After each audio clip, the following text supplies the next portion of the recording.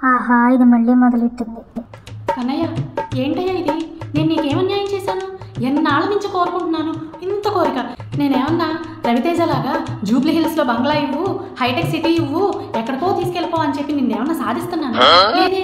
నాదెంతయ్యా చిన్న కోరిక, యూట్యూబ్లో సక్సెస్ అయ్యి 4 డబ్బులు తెప్పించమని అడుగుతున్నా. దానికి కూడా అలా మొహం ముడుచుకుని అసలు నా గోడే పడలేదు, నా మాటే వినపడట్లేదు అన్నట్టు అలా రాయిలా ఉంటావేంటయ్యా? పలుకు, మాట్లాడు, రా నాతో మాట్లాడు. దయచేసి కాస్త నా మొర ఆలకించయ్యా. నేను నీకేం తక్కువ చేశానయ్యా? ఎంతమంది దేవుళ్ళు మొక్కానో తెలుసా? ఆంజనేయ స్వామిని మొక్కా, శివయ్యని అడిగాను, కనకదుర్గం తల్లిని మొక్కాను. వాళ్ళు ఎవరు పట్టించుకోవట్లేదనే కదా నీ దగ్గరికి వచ్చాను. నువ్వు కూడా పట్టించుకోకపోతే నా మొర ఎవరికి చెప్పుకోవాలయ్యా?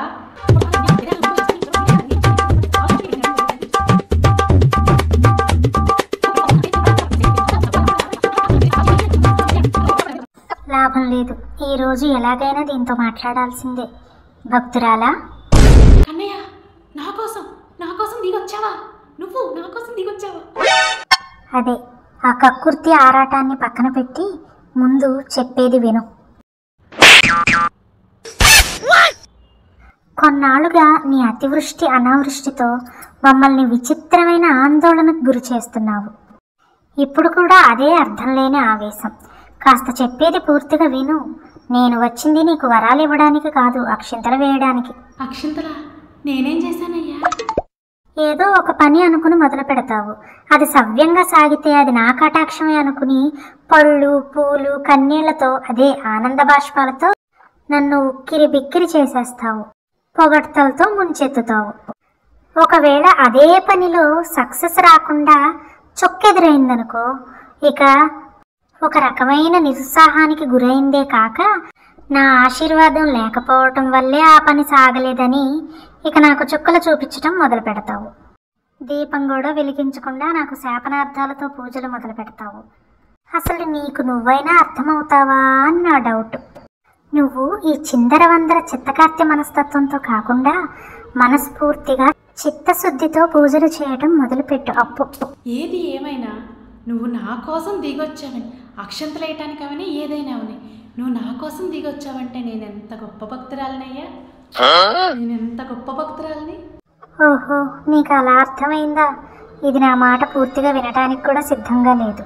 అయినా ఈ మూర్ఖ మానవులను మాటలతో మార్చాలి అనుకోవడం నాదే తప్పు. నా మతిగ్రోడు భ్రమించింది కాబోలు. దీని గోల దీనిదే కానీ ఎదుటి వాళ్ళు ఏం చెప్పాలనుకుంటున్నారో వినడానికి కూడా సిద్ధంగా లేదు. నేను ఇక్కడి నుంచి త్వరగా నిష్క్రమిస్తే మంచిది. ప్లీజ్, నేనేం అడుగుతున్నానయ్యా? నా లైఫ్ సెట్ అయిపోద్ది. ఒక్క 50 లక్షలు ఇవ్వయ్యా, నేను ఇంక నీ జోలికే రాను, నిన్ను అస్సలు ఇబ్బంది పెట్టను. ప్లీజ్ కృష్ణయ్య. నేను చెప్పే మాటలు అవసరం లేదు కానీ నేనిచ్చే డబ్బులు మాత్రం కావాలట. సరే, పైకి రా, ఇస్తాను.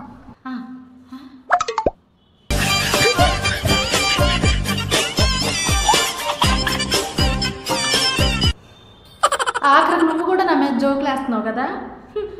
ఈ దేవుళ్ళ గురించి తెలిసి కూడా నమ్ముకోవటం నాదే తప్పు. ఓసి దుర్మార్గురాలా, చూసావా లక్ష్మి దీని వేరియేషన్స్? నేను ముందే చెప్పాను, మీరు విన్నారా స్వామి?